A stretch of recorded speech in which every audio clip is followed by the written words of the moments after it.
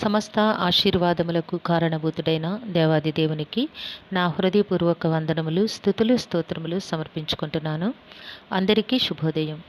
ఇది నా మహోన్నతుడైన దేవాది దేవుడు నీ కొరకు సిద్ధపరిచిన వాక్కు. గుండె చెదిరిన వారిని ఆయన బాగు చేయువాడు, వారి గాయములు కట్టువాడు. దేవుని నామమునకు మహిమ కలుగునుగాక. ఈ మాటలు కీర్తనల గ్రంథము 147వ అధ్యాయము 3వ వచనములో వ్రాయబడి ఉన్నవండి. Praise the Lord. Today our God's promise for us. He heals the broken hearted and binds up their wounds. ప్రియమైన నేస్తమా, నీ దేవుడు ఈ దినాన నీ కొరకు సిద్ధపరిచిన ఆయన పరిశుద్ధ వాక్కు ఏమై ఉన్నది అనగా, గుండె చెదరిన వారిని ఆయన బాగు చేయువాడు, వారి గాయములు కట్టువాడు. ఎవరండి ఈయన? నీ సృష్టికర్త అయిన దేవాది దేవుడు. నీ తల్లి గర్భాన నిన్ను రూపించుటకు నిర్ణయించిన దేవుడు, రూపించిన దేవుడు. నీ తల్లి గర్భాన మొదలుకొని నిన్నింతవరకు కంటికి రెప్పలాగు కాచి కాపాడిన దేవుడు. ఈ దినాన నీ ఉండిన పరిస్థితిని బట్టి, నీవు అనుభవిస్తున్న ఇబ్బందులను బట్టి, నీవు ఎదుర్కొంటున్న మానసిక స్థితిగతులను బట్టి దేవుడు నీకు సిద్ధపరిచిన వాక్కు, గుండె చెదరిన వారిని అనగా ఇంగ్లీష్లో బ్రోకెన్ హార్టెడ్ అని వ్రాయబడి ఉంది. బ్రోకెన్ హార్టెడ్ అనగా విరిగిన మనస్సు, గాయపడిన మనస్సు కదండి. ఈ గాయపడిన మనస్సు యొక్క గాయమును కట్టాలి. ఎలా కట్టగలవు? ఎవరు కట్టగలరు? విరిగిన మనస్సును మరలా బాగు చేయగల స్తోమత ఎవరికి ఉంది? ఏ మానవుడు చేయలేరు.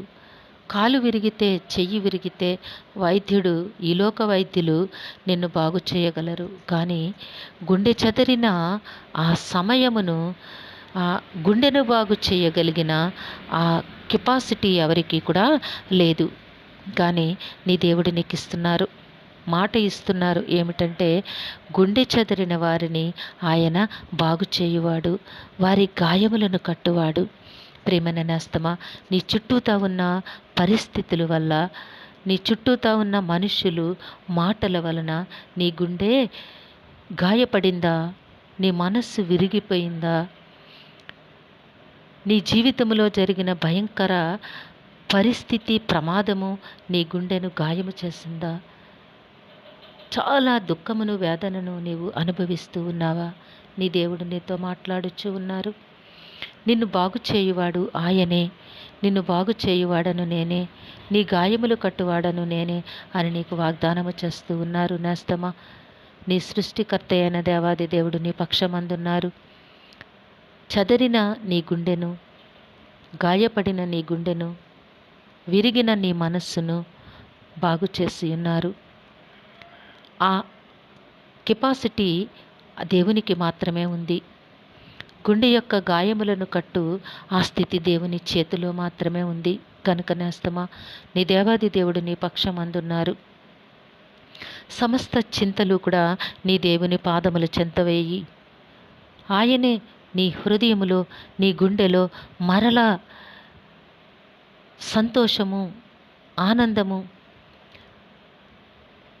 ఆశ అనడి చిగురును పుట్టించే దేవుడై ఉన్నారు.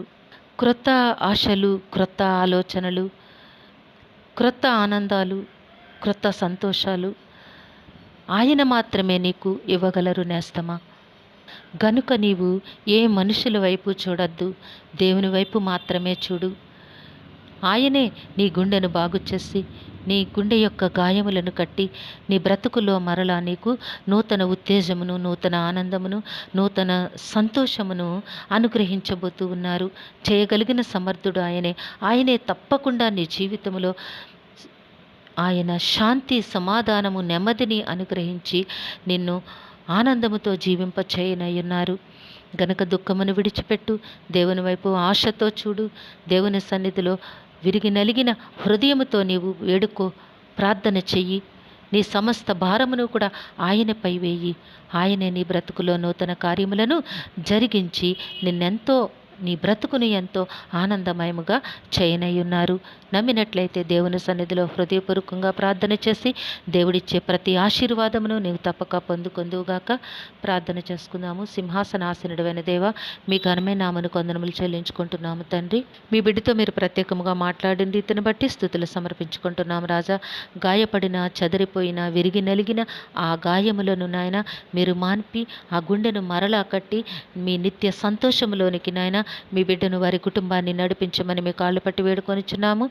పుట్టినరోజు, వివాహ దినమోత్సవంలో జరుపుకొంచిన బిడ్డలందరికీ ఆశీస్సులు అనుగ్రహించి దీర్ఘాయుష్నిచ్చి మీ కృపలో నడిపించమని ఈ ప్రార్థన మా రక్షకుడును మీ ప్రియకుమారుడైన యేసుక్రీస్తు పరిశుద్ధ నామములు అడిగి వేడుకొనిచున్నాము తండ్రి. ఆమెన్. సర్వకృపానిధియగు దేవుడు మీ కుటుంబ జీవితంలో ఉన్నతమైన ఆశీర్వాదములు అనుగ్రహించి మిమ్మును ఆయన నామ మహిమ కొరకు జీవింపచేయునుగాక. Amen, amen, amen.